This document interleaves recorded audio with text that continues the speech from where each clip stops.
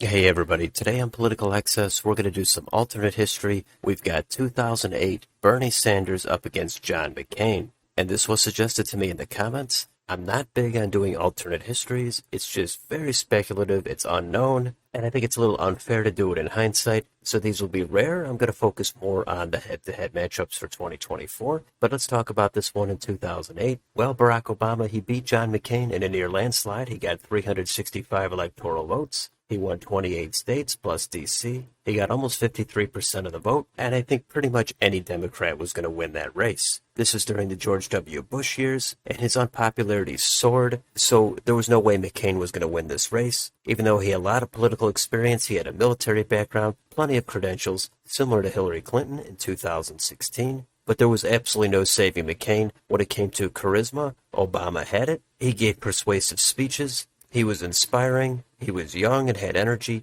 McCain, he was older, and there really wasn't much exciting about him at all. And another thing to keep in mind, this was pretty much before the rise of the Tea Party and Occupy Wall Street, and before income inequality became the massive topic that it would later become. Now that topic, I think, would benefit Bernie Sanders, but probably more so in the 2012 or 2016 year, and not so much in 2008, because again, any Democrat was going to win, and Bernie Sanders, I think, would be relatively strong during this time. This was also prior to when a lot of the social justice and the wokeness became an issue.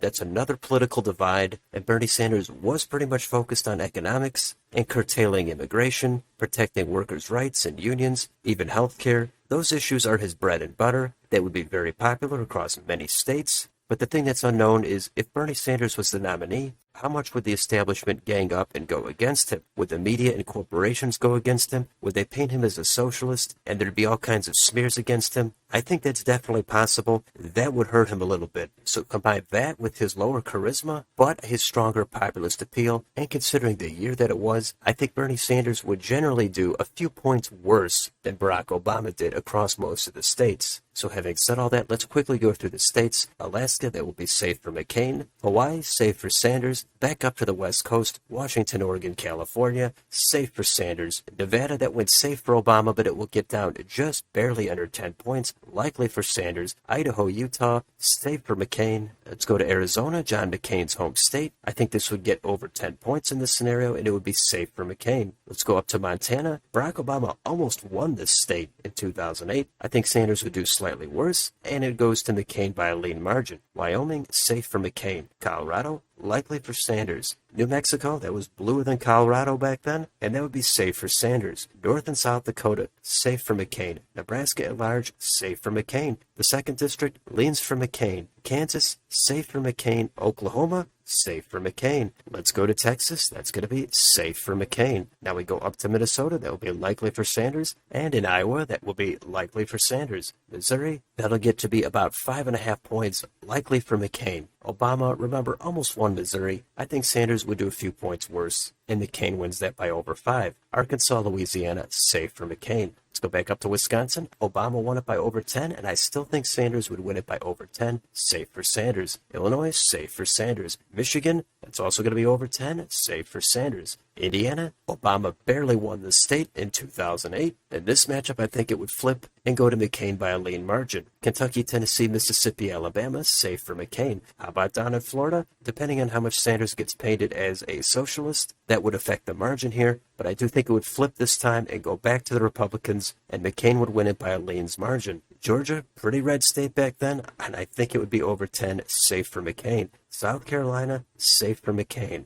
North Carolina, that would flip, go back to McCain by a low single-digit margin, leans for McCain. Let's go up to Ohio, that will get down to a leans for Sanders. West Virginia, safe for McCain. Let's go up to Maine at large, safe for Sanders. The 1st District, safe for Sanders. The 2nd District will go down to likely for Sanders. New Hampshire will be likely for Sanders. Now we've got the blue states. Sanders' home state of Vermont, New York, Massachusetts, Connecticut, Rhode Island, New Jersey, Delaware, Maryland, and Washington, D.C., all safe for Sanders. Now let's go to Pennsylvania. Obama won this by just over 10. In this matchup, I think it would get down under 10, so it's going to go likely for Sanders. And now we go to Virginia. That's the last state, and that is going to go down to a leans for Sanders. So there's your final map, and that comes out to 311 for Bernie Sanders, 227 for John McCain. Sanders does a little bit worse than Obama. Indiana, North Carolina, and Florida, they flip and go red this time, but for the most part, still not that close of an election. It was just way too blue of a year that it would take Sanders having serious scandals, tons of smears, all the media and all the establishment coming out hard against him. That's the only way I can see this getting truly competitive. That's not out of the question. If Bernie Sanders ran as a true outsider and really went against the establishment, that really adds a lot of question marks to this race. That could affect some of these states and these margins by even more than 5 points.